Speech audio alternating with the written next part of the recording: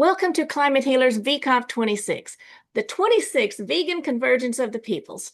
I'm Rebecca Allen, and I'm very pleased to introduce you to Nivi Jaswal. Nivi trained at the Mayo Clinic for Wellness Coaching and is board certified in health and wellness coaching. She's a professional team member at the American College of Lifestyle Medicine, and she has a lifestyle medicine coaching certificate. Welcome, Nivi Jaswal. We're so glad you're here. Well, thank you so much, Rebecca. Um, I wanted to start with gratitude. So thank you to you and to Dr. Rao, and not just for the invitation, but for, more than 2 decades you guys have spent on insisting that the way we live and the way the planet lives are the same story.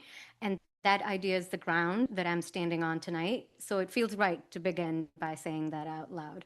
Um, Climate Healers has built something very rare here, a room, even a virtual one such as this, full of people who already understand the science. You're passionate, enthusiastic about climate, solving for the climate emergency and the food systems that we've gotten ourselves all wrapped up in. Um, I want to start with a small confession that I did not come here to explain climate change to a room of climate advocates and climate experts. It would be like bringing a bottle of water to the ocean.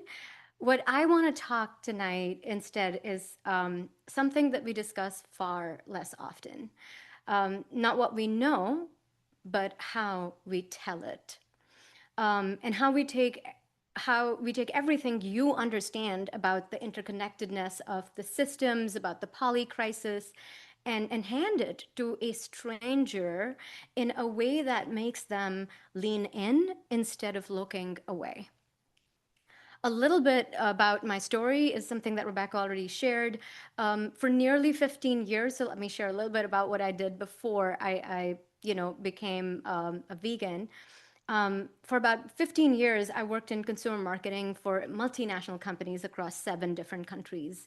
I was essentially a professional storyteller, except the stories I told were built to sell people things that they don't need. I was good at it, and it nearly cost me everything. I burnt out, and this wasn't not you're tired on a Friday sort of a burnout or just feeling really bummed. This was the kind where your body finally files a complaint that your mind has been ignoring for years. So that collapse became a question, and that question became a film, a documentary. I was sure that it would take about a year, but it took 6 years in the making. And somewhere along the way, it stopped being a film about burnout. It became something much larger, and it became something much stronger. So this is the story that I'm going to share with you about today. And I have a few different video snippets that I would love to share with you from the film. I may have to toggle between my presentation and Vimeo, where I've compiled all the different uh, snippets for you. Um, but let's get started. So first of all, thank you to everyone that helped make the film. This was a big global international endeavor. We had almost 18 countries represented, hundreds of individuals, all coming together for the research and development that went into the production, the pre-production, the post-production. And finally, we've won 12 different international awards across 17 different film festivals, including 2 United Nations affiliated recognitions. And in early part of this year, we won 3 Telly Awards. But what's the story? And most importantly, what's the question behind this? Here's the thing about that question. When I started, I didn't ask, how do we solve for climate change? And honestly, that one felt too big to hold. It's the kind of question that makes people nod solemnly and then quietly change the subject. I'm pretty sure you all have experienced that. The question I actually asked was much smaller. You see that on your screen right now. It was more personal. It was about, why are so many good people burnt out? And I was asking about myself, of course. When I looked up, I realized I was in enormous company. We just had Renee present, and she spoke about, what it changed, what it took for her to change. And, and she mentioned about just, so much pain that she had to endure. Similarly, there are frontline health workers out there pulling doubles. There's that teacher who's grading at midnight. There are Gen Z, our young people who are exhausted before their careers have even started. They're good people, capable people, but they're running on empty. So I started pulling on that thread. My own chronic stress, illness, and slow recovery, expecting it to lead somewhere tidy, a wellness story, maybe some gentle advice about boundaries and green smoothies. And it didn't. The thread kept going.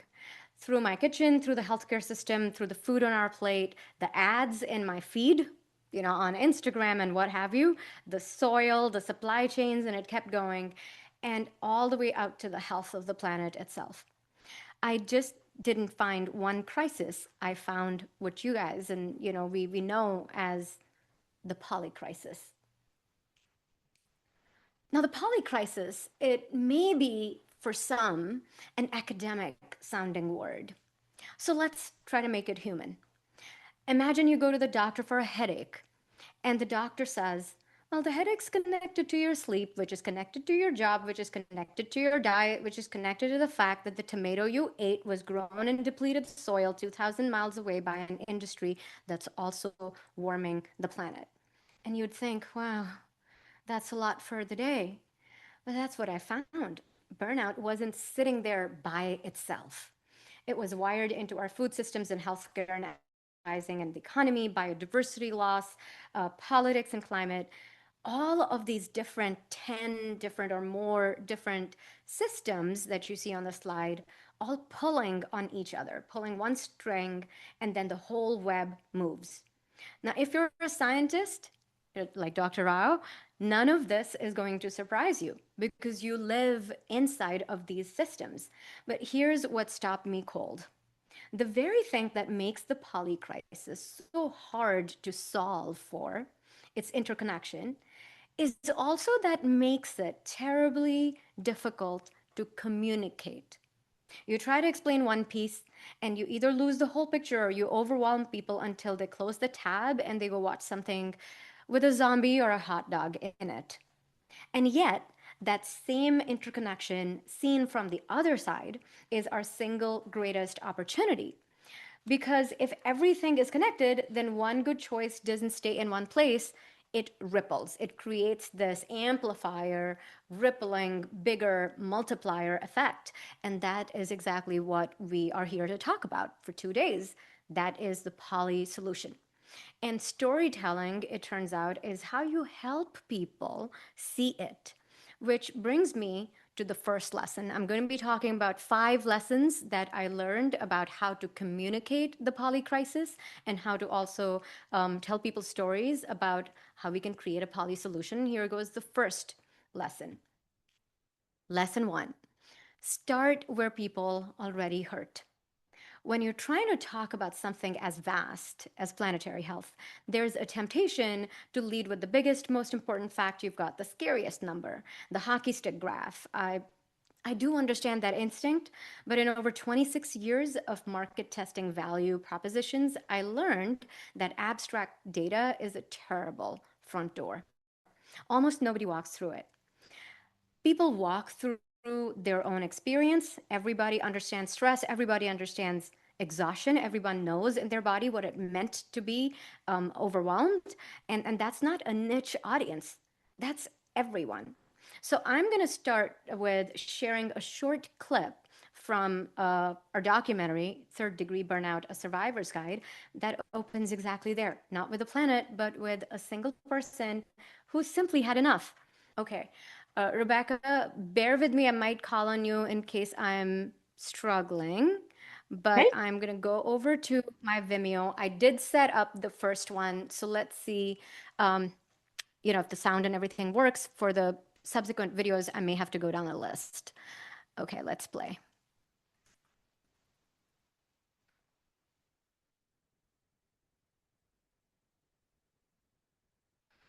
So, how can I help? Is it playing and can everyone see? We We can hear hear it. Yeah. but it is not playing. It's just a static picture. Oh God. Okay. I am going to have to reshare. And in the meantime, Rebecca and Selish, if you have other ideas of how to share in a way that I can toggle between my screens, I think that will make it better for us. But for now, let me share. Are you able to see now? We heard the sound Okay. Can you see my screen? and we can see, yes, we can see a physician there with the woman. Let's see. No, we do not hear the sound this time. Oh, how can Now I we do. help Now we do. today?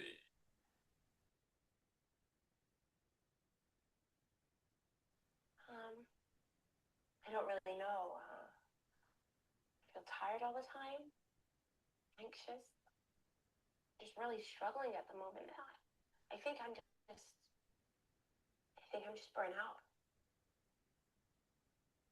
Okay, let's take a look.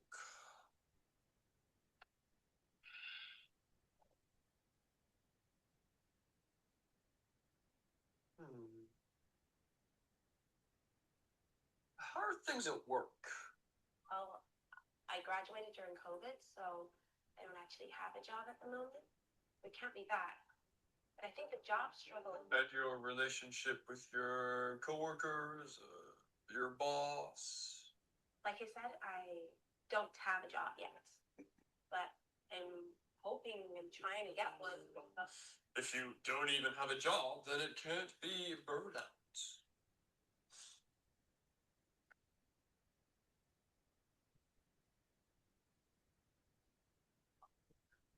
I just feel like things are really piling up on top of me right now. It took me a long time to get over COVID, and all this climate stuff, it scares me to death.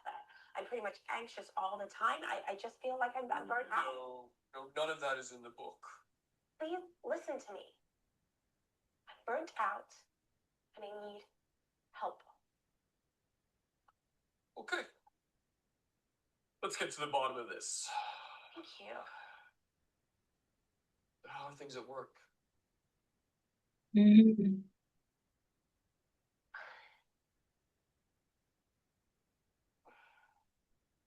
I think there's a problem here. Okay. I'm going to stop sharing that. How many of you felt that? You know, medical dismissal when we're experiencing chronic illness, when we have burnout, we feel, unheard, unseen by the medical system, by the legacy healthcare system. Let me go back to my presentation, and I'm also going to check the boxes for sharing sound and optimize for video sharing, and we'll toggle back and forth. So you saw, nobody had to be talked into caring about what you just saw here. And that's the whole move, when people see themselves in the stories that we're telling, one anecdote at a time, they stay. And only once they've stayed, once they feel safe, they feel seen, they feel not lectured, are they ready to follow into something bigger. So, in this film, we don't necessarily open with the planet, we open with the person, and the planet comes later and it arrives welcomed. Now, audience validation, how do I know that to be true? As I already mentioned, I'm a recovering consumer marketeer, which means I don't fully trust a good idea until I've tested it on people who owe me nothing. So we did. With the help of our research partner, we took the message to 3 very different audiences: burnt out adults, roughly 30 to 65 years old, healthcare professionals, doctors, nurses, therapists, and Gen Z, the climate generation, 16 to 24. And on paper, these groups have almost nothing in common. Different ages, different concerns and worries, different corners of the internet. But listen to what they said back to us. The burnt out adults said, I saw myself. The healthcare professionals said, I will use this with my patients. The Gen Z, from a few different screenings we've done at universities like Stanford University, UC Santa Barbara, UC Berkeley, they seemed to be saying, wow, I feel less alone. In fact, when we screened the film at UC Santa Barbara, 1 in 3 students told us they had never even heard the phrase planetary burnout before. But after watching, after their understanding of it, through the film, overwhelming majority said they'd go and talk to somebody about it. That last part matters more than the applause. And the conversations have kept going at more universities, among religious congregations, on global stages where I've presented about this film, such as the Cannes Film Festival. Burnout as a proposition, as a central theme of this film, has become that bridge for us. And that's the power of starting where people hurt. Now, lesson 2 is, how do we translate systems into stories? Once people are in the door, you have a new problem, and which is a good problem. Now you actually have to explain the thing. And the thing is genuinely complicated, as you all know. To get it right, we interviewed 26 experts across wildly different fields, all of which you've seen on this screen. Which leads straight into the harder half of lesson 2, which is, yes, we can bring all of these experts to talk about these things, but still, there are a lot of people, a lot of talking heads in a documentary that are talking at the viewer. So how do we simplify without oversimplifying?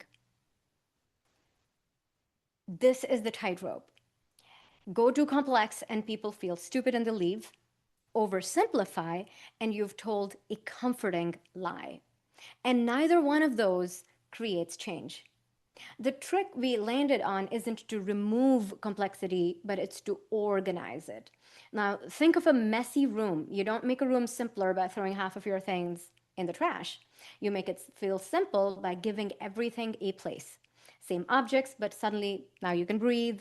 Watch how we took something that spans literally 4.5 billion years, and gave it a place to live. I'm going to play one of our animated timelines for you, and we'll see, when we get to the Q&A, how you feel about that.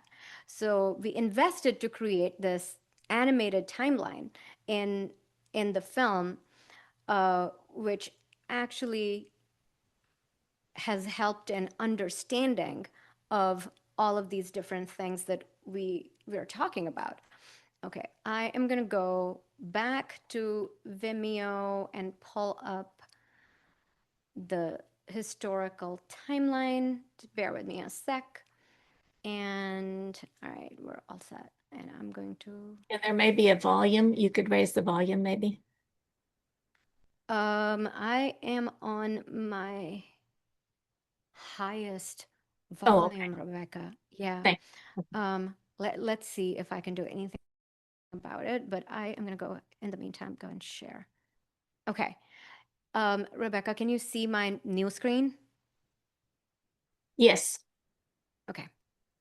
Other animals. Agriculture allowed populations to grow and settle permanently, but being closer to animals brought something else. The first recorded emergence of smallpox, tuberculosis, and other viruses that crossed the species barrier. These zoonotic viruses have been with us ever since. Yeah, and that was a small one. I am so sorry that I'm having to toggle back Oh, and it's forth. fine. Oh, it's fine. That was quite something. Yes. So essentially, this is how we did it. So we built a spreadsheet at the back of what you just saw, where the thermometer and then all of these different animated moving images and different annotations show up. We created a massive scaffolding behind it. It was almost like a 5,000 row spreadsheet. And it took, quite a few people to get into that research. And then what we were looking at is, what was the human timeline and what are the planetary timelines telling us? And a lot of the research is far more recent, than we had before. So when we talk about the modern rates of ocean temperatures increase, that research paper, I believe, came out in I think I believe it came out in 2024, and how we know about that is because there's a lot of research that has gone into understanding when did the coral reefs started to bleach, and there is carbon dating that's available at this point in time with new technology. So what we were trying to do is we were trying to blend two strands. One is the human so-called progress based off of the agricultural revolution and all of the other different and industrial revolution, which we're paying for it at this point in time, given the use of fossil fuels. And also around that time is when CAFOs, started to come into being. So we were blending all of this data, and we mood boarded it, we designed it, we animated it to bring it to life, because when you're doing that, you're not taking away from the story. You're actually presenting people a whole picture in a moving, interesting, well-designed kind of a way that will stay with people, especially with students. A lot of the students that we worked with and we've exposed the film to, they've come back to say, wow, I've never read all of this information in one single textbook. So we know the power of being able to do motion graphics and invest in that.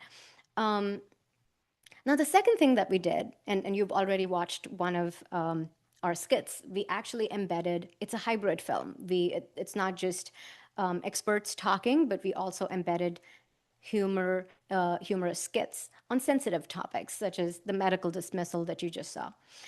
It's not a distraction. It's a breather. It offers a pause, in between hearing what the experts have to say. But it also becomes a doorway. And we've used humor to open hearts and build trust so that when we talk about some more complex ideas like colonialism or food technology processing, that's the skit coming up that I'd love to share with you after the Second World War. A lot of these are complex ideas, and when you present them in a dramatized story form, it lowers people's defenses. It helps the ideas to stick. It boosts memory. A lot of these skits have become specific parts of the content that people feel are very sticky. People tend to remember them, and it also opens doors for conversations to say, oh my God, that happened to me. I felt dismissed in a doctor's clinic. That happened to me, when somebody was trying to sell something to me that I didn't even know I needed, but in the end, it didn't, it wasn't good for my health either. So these are some of the things that we've built into this film. I don't need to necessarily talk about the neuropsychology of humor. I think we'll just play the skit and have you see what we built.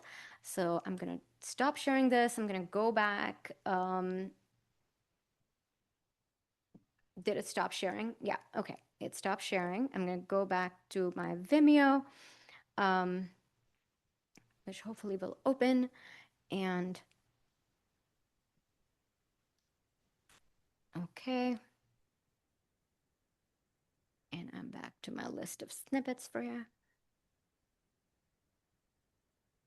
And here is our skit. Okay, I am going to share it. Rebecca, let me know if you can see the new screen. Yes.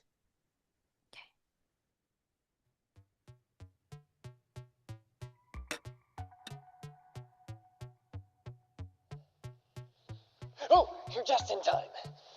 Introducing the future. Can you hear it? It's a can. Not just Yes. any can. It's a can of pure protein.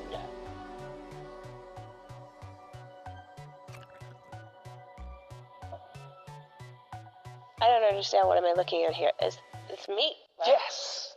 Instant, edible meat.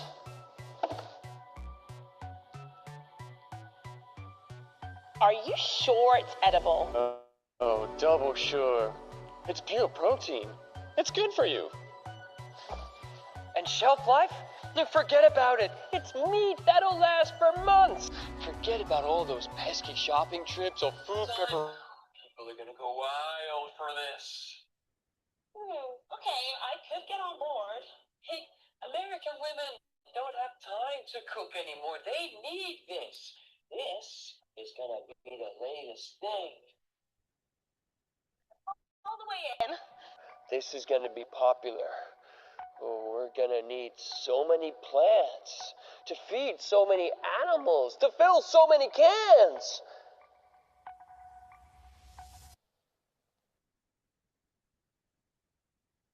Was everyone able to see that entire skit?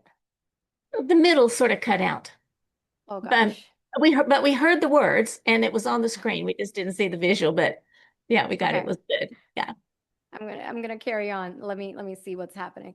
All right, okay, lesson 4. Solutions exist. Agency is our superpower. And so here in the film, we talk about the 6 pillars that you all are likely already living around, which is healthy eating, meaning eat plants, exclusively eat plants, physical activity, managing your stress, restorative sleep, social connection, reduce toxins, and enhance, the community that you're around. And these solutions, we sort of wrap them into not just a discussion through the voice of a doctor talking about 6 pillars of medicine, lifestyle medicine, but we also do it through the Gaia study, which was a big study undertaken at my nonprofit. We had over 14,000 Americans respond to it. And it was a large data set study, and we were able to show that persons consuming a whole food, plant-based dietary pattern experienced a far, better outcome, not just overall health, but also when it came to infectious disease recovery, such as COVID-19, when that study was fielded. So I'm going to get into, let me actually do 2 slides, and then I can show you 2 snippets back to back.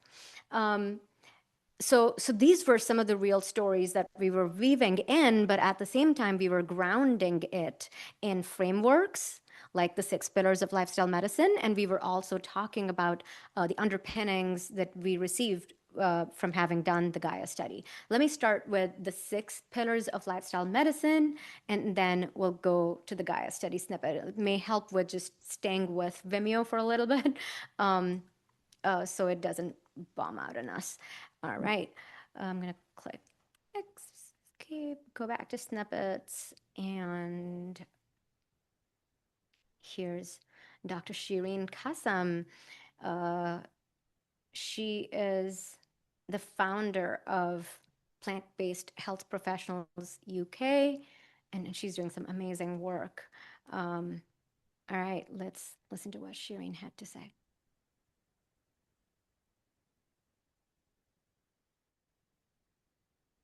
Lifestyle medicine is now the most rapidly growing specialty globally, and it really addresses the root cause of chronic conditions by paying attention to what is known as the 6 pillars of lifestyle medicine. So this comes down to healthy diet, regular physical activity, regular restorative sleep, managing stress, fostering healthy relationships, and avoiding toxic substances such as alcohol and smoking. Okay, that was Shireen about the 6 pillars.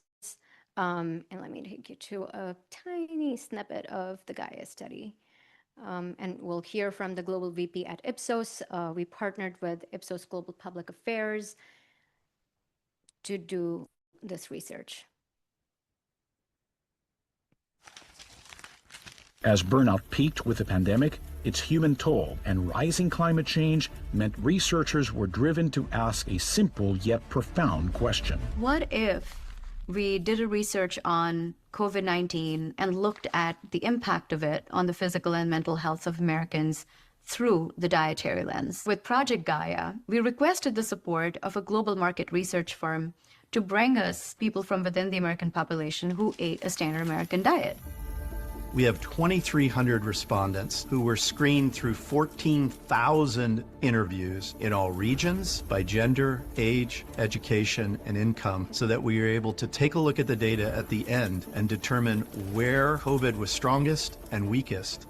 To add to that, we added a series of questions around what they ate, when they ate, what sort of food or diet they professed to have. so that we could better understand the COVID story as it related to health in that day. All right, I'm going to stop sharing. I'm going to go back. I can actually hear the fan on my laptop crying for help. Yeah, that's exactly what happens when I play these snippets. All right. And we also, so now you've seen, we talked about different frameworks. We've got these different sketches or skits that have humor built into them. We have expert opinion. We also have a major, primary consumer research study that we were able to weave in to this film. We also have burnout and burnout survival and plant-based healing stories. And here I wanted to share with you one survivor story. Her name is Chef Sahar Ahmed from an amazing whole food plant-based low oil restaurant. If you're ever visiting Boston, Massachusetts, I highly recommend you guys check out Koshari Mama. She is amazing. And let me share a quick snippet of how we included some survivor stories, and Sahar's was one of them. Cognizant of time, Rebecca, how long do I have? Because I can go on for a bit. You've got 25 minutes. Okay, good. Great. So this is Sahar. I am going to bring her back on. Let's do this.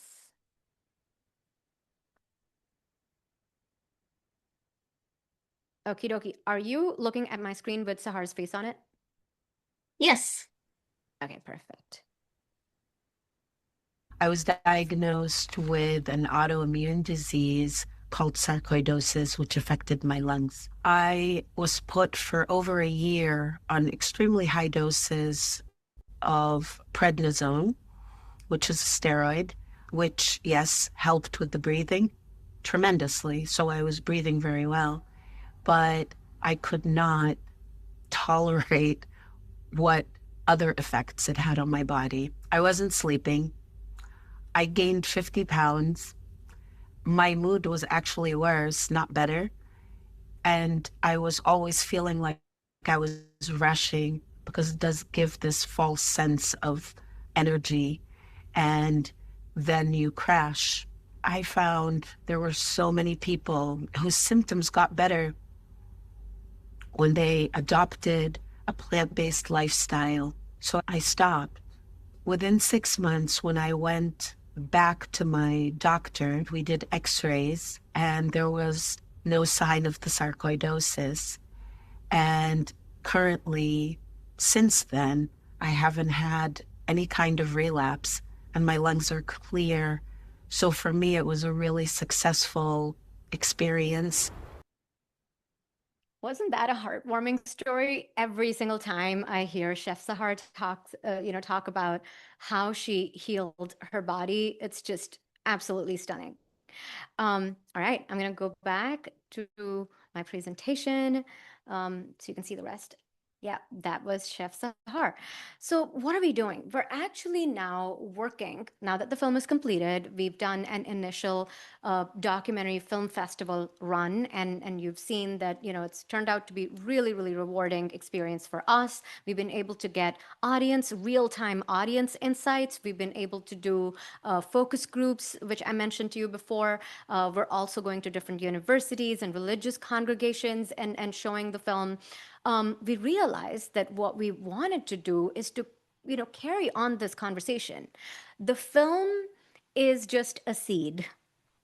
The conversation that films have the ability to start and to plant those seeds, that's where the real work actually starts. So we're working on a big impact campaign. And this is actually in partnership with an amazing organization called Picture Motion.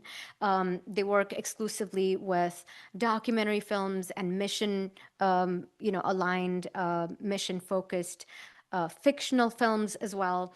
And what they're helping us do, in partnership at my nonprofit, is create a strategy as to how do we create a PolySolution that is actually built on educational infrastructure as well as an audience engagement platform. Those mouthful of words over there, but there are a few things, that we're starting out with. And here you go, Rosie the Riveter. You can call her Nivi the Riveter.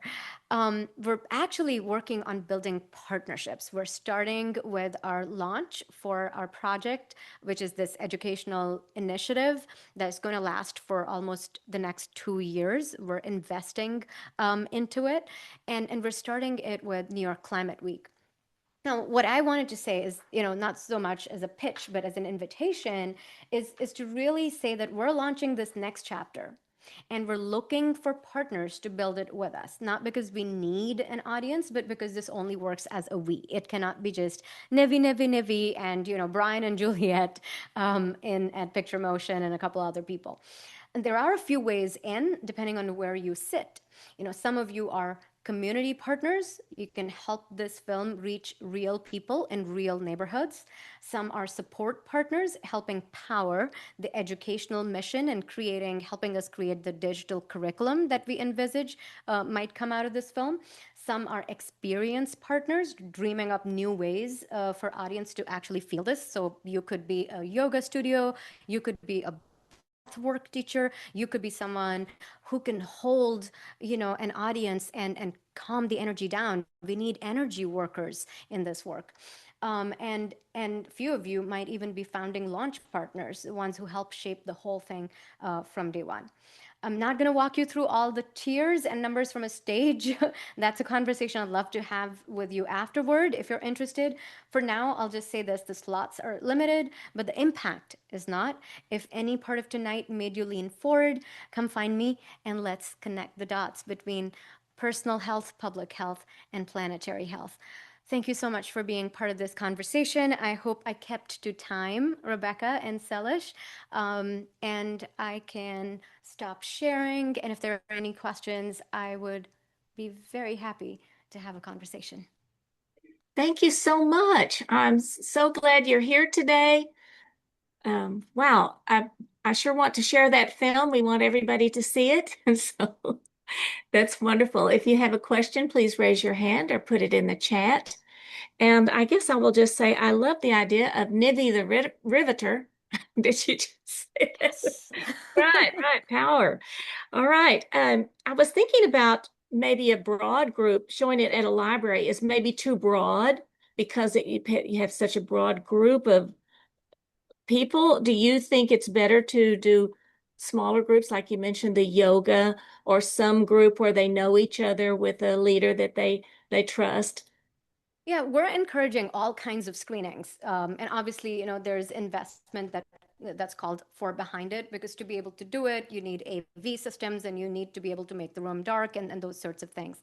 So when we curate a screening for either a large audience or for smaller audiences, we draw up a collaboration proposal with, the groups that are intending to bring it, either through libraries, through historic theaters. Boston has a historic theater called the Coolidge Corner Theater. We had an opportunity to run the film there. Also, another one in Arlington, in Massachusetts, called the Capitol Theater, has been around since the 1920s. So there's infinite amount of possibilities when we're not just saying this is a film screening. We don't call it a film screening. We talk about this as an educational workshop. We want to talk about how did you feel when you watch the skits, or when you watched, healing stories of people sharing about how they felt when they switched to a whole food plant-based diet, or when an expert talked about, losing their dad. I talk about losing my dad to COVID-19. He was severe diabetic, and it was a massive tragedy, for me and my family, and it had repercussions on our emotional health. How you deal with that, and dealing with, while a global pandemic is going on.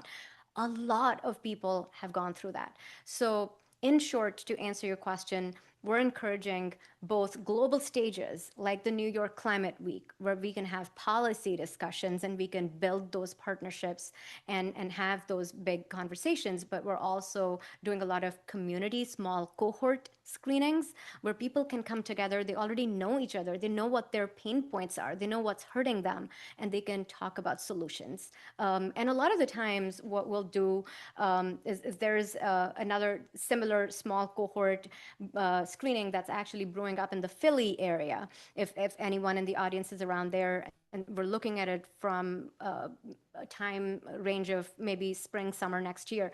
And we want to involve trauma therapists.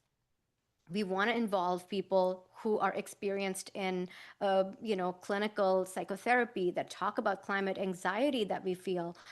We had an experience where during our London Climate Week screening, we had a trauma therapist. She actually opened the screening, before, and she, took us through a really amazing, viscerally moving meditation. Because a lot of the times when you're with mainstream audiences, especially with pre-vegan humans, what tends to happen is that, you have to set the stage of the energy being, if there's anything in this content that makes you uncomfortable, please sit with it. And we will be back. We'll have a conversation after the screening is done. So trauma therapists, climate mental health professionals, lifestyle medicine, board certified physicians, everyone has a huge role to play in curated screenings, such as the ones. And if you have an idea, Rebecca, let me know. Wow, this is very powerful to me because I like to start off with facts. And I mean, that's my inclination. And yet I know that people need to know that you care about them and find out where they're from. So thank you so much. I do see that Allison has a question. So Allison, you can come on up. Hi, Nivi. Yeah, so I'm curious. I don't think I heard a couple of things. Where can we see this film? Where can we see it? That's one of my questions. And the other thing is you mentioned a not-for-profit organization. So I wondered, is this an NGO that was created for making this film and for putting the film out there? Tell me a little bit about your NGO. Yeah, absolutely. Thank you for both of those questions. Let me take the second one first, and that may help in answering the first one. So I quit the corporate world 8 years ago because I felt very sick and I had multiple metabolic disorders and that I had been diagnosed with, and they were wanting to remove, an organ or two, and I resisted. And I said, hey, give me 6 months. I want to go back and see what nature can help me do. And if not, then I'll gladly come back and get under the knife. I was fortunate enough to watch Forks Over Knives. So a film, honestly, film just entirely changed the trajectory of not just my health, but also my professional life, because I realized the kind of brands that I was working on were making people sick, and I had become one of those sick people. So I started this nonprofit in the greater Boston area where I'm based. It's called the Versa Foundation, and I'll be happy to leave some of our URLs in the chat for people if you're interested.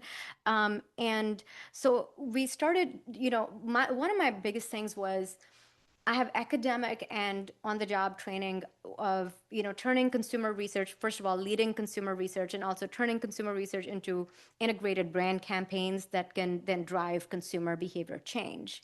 Large household brands do this day in and day out without us knowing, because they use a lot of subliminal techniques that a very well-funded industry such as theirs has perfected, and they have the ability and resources to do that.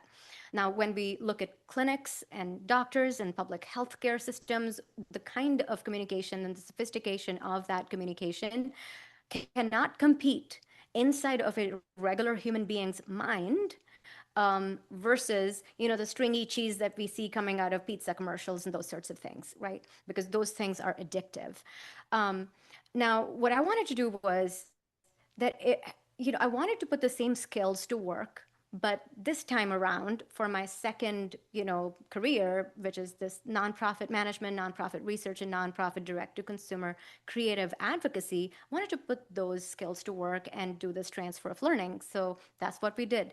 The Gaia study was produced at our nonprofit, and the film has been produced at our nonprofit. I spent a significant amount of my own personal savings in making the film and the production of the film. You saw the global scale at which we needed to get the researchers as well as the motion graphics and so on.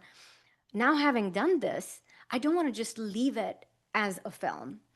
I want to do what big brands do, which is scale this up into an integrated consumer behavior change campaign. And for that, I've recruited and assembled another set of individuals and agency partners.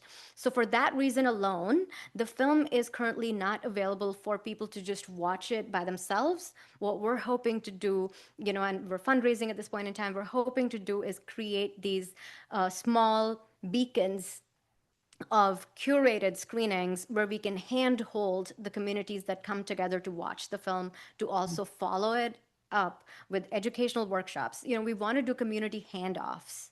A lot of the times people go to a theater, they watch something, and they go right back to their lives and say, oh yeah, that was a good thing, but I don't know how to do it. I don't know how to cook, or the person that you're spending your life with doesn't agree to do this, and so many different reasons. When we do a community handoff, it tends to work better because we're also doing impact measurement. For a lot of funders out there and philanthropists out there, a lot of the times they question the impact a film alone can make. My own personal story about Forks Over Knives probably isn't enough to move them, right? Because Forks Over Knives was launched in 2011. And since then, we've seen many different angles of different stories coming around. But again, long story short, long-winded answer to your question is, for over the next 2 years, we will sparingly make this, or we will in a controlled fashion, make this film available for viewing, because we want to create that educational infrastructure and do the community handoff with local physicians, with local mental health professionals. Because when people are trying to make the change, RXing them fruits and vegetables doesn't work. You need someone to work on mindset.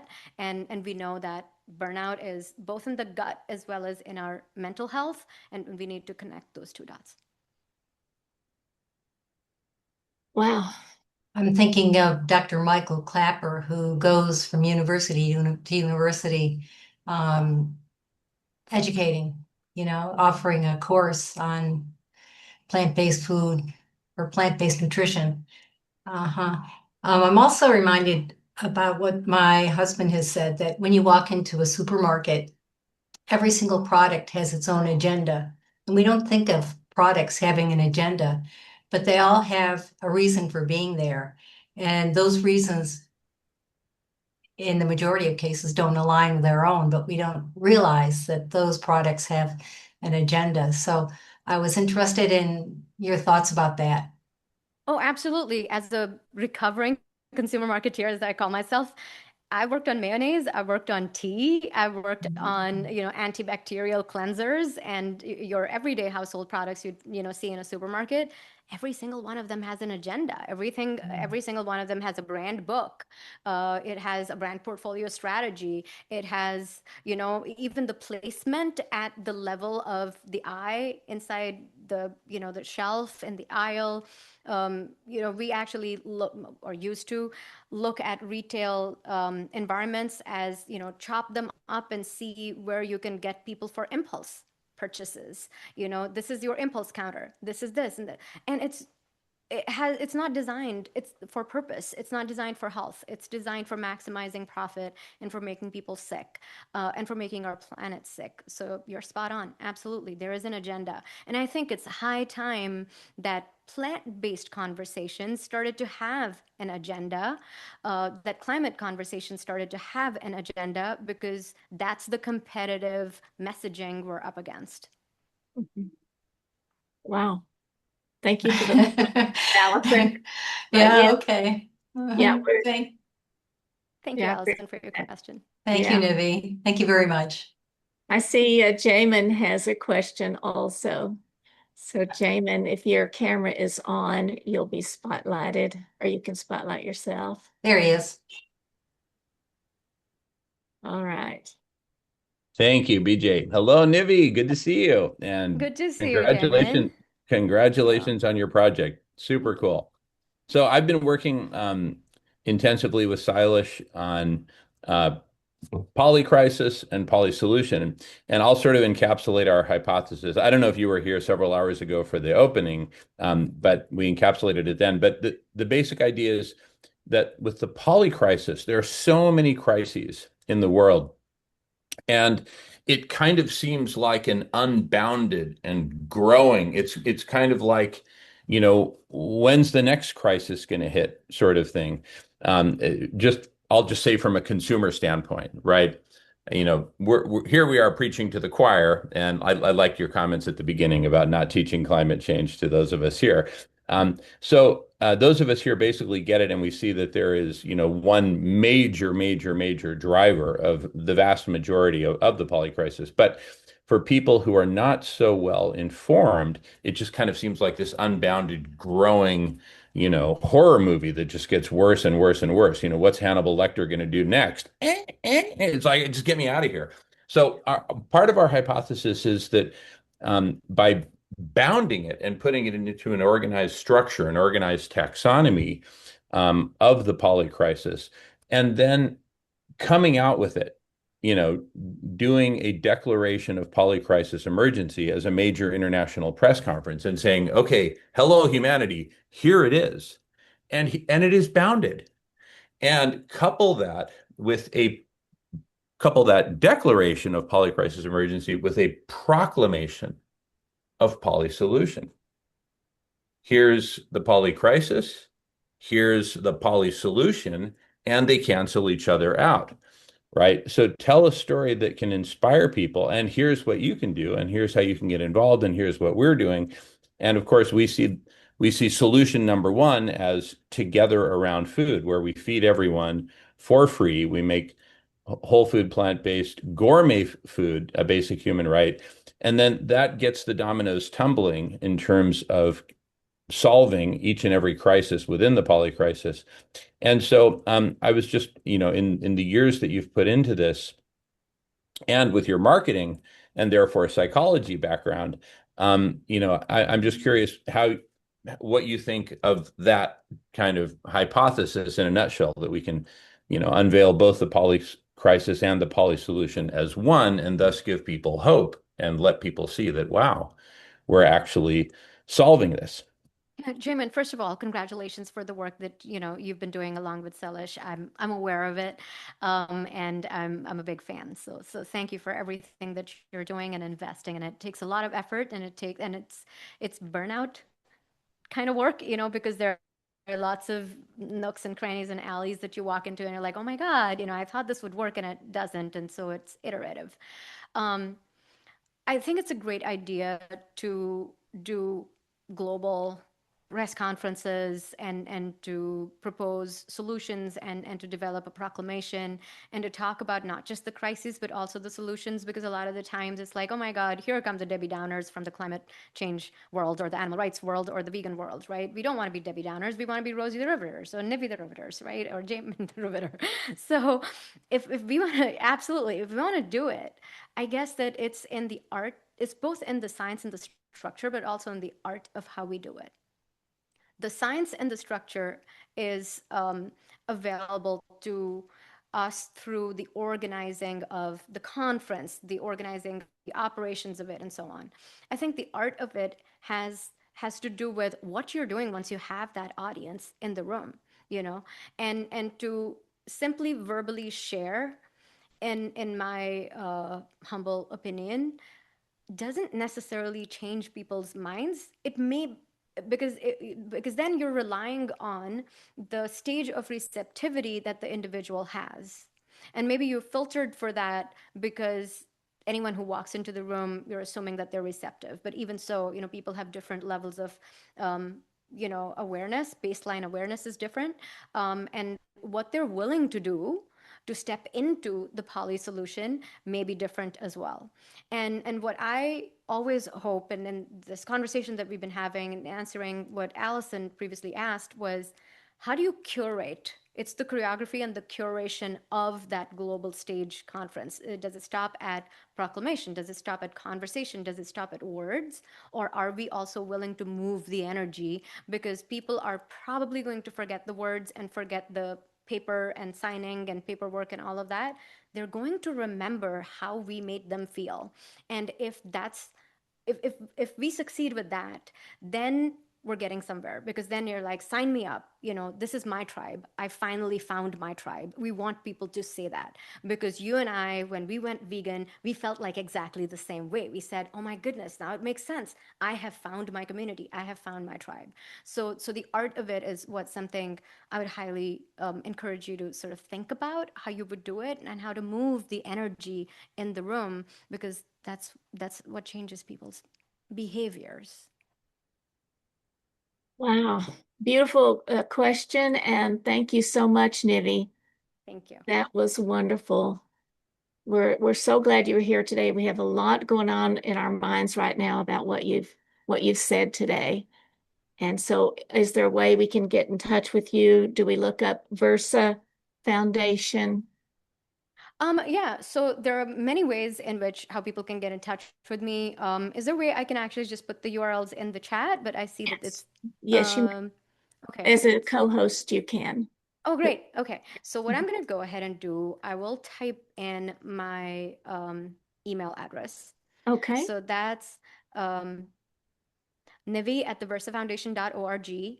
Our principal email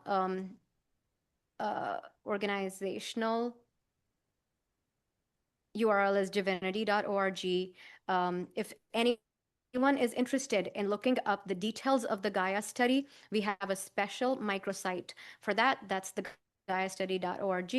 And if anyone's interested to learn more about the film and watch trailers, look at burnout resources that student interns actually helped in putting together for us, there's a lot more to learn about the film on thirddegreeburnout.com.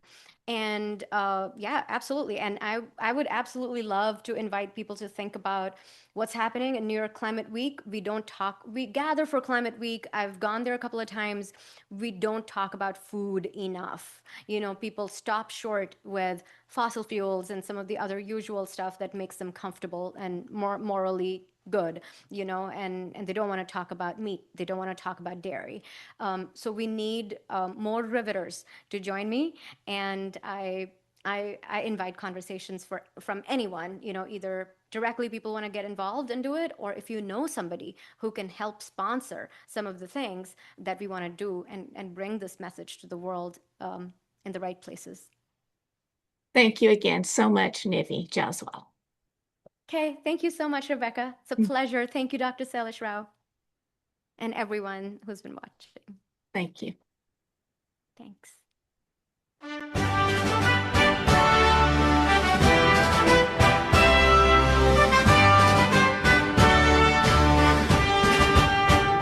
The earth is calling soft and clear, not with judgment, not through fear.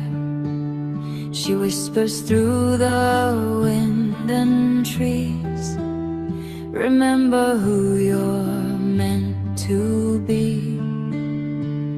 We are not divided souls, but living parts of greater wholes. Every heart, every nation holds a piece of worldwide resolution.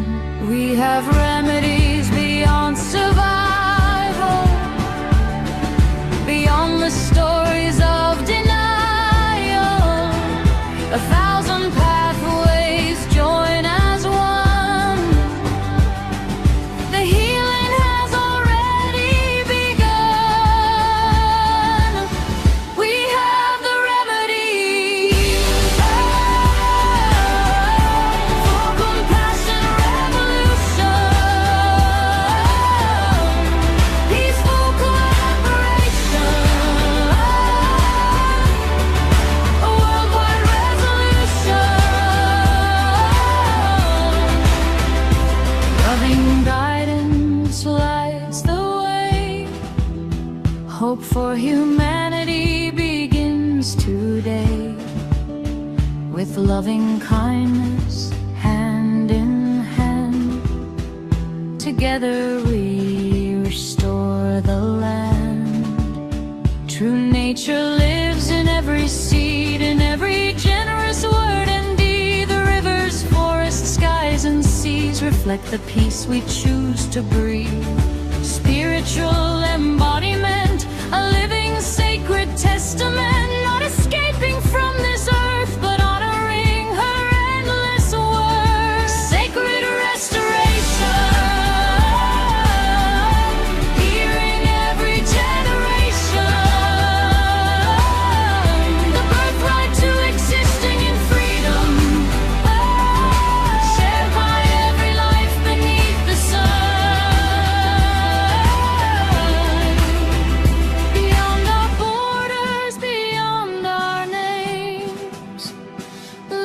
shines brighter than our blame. From every culture, every shore, we discover what we're living.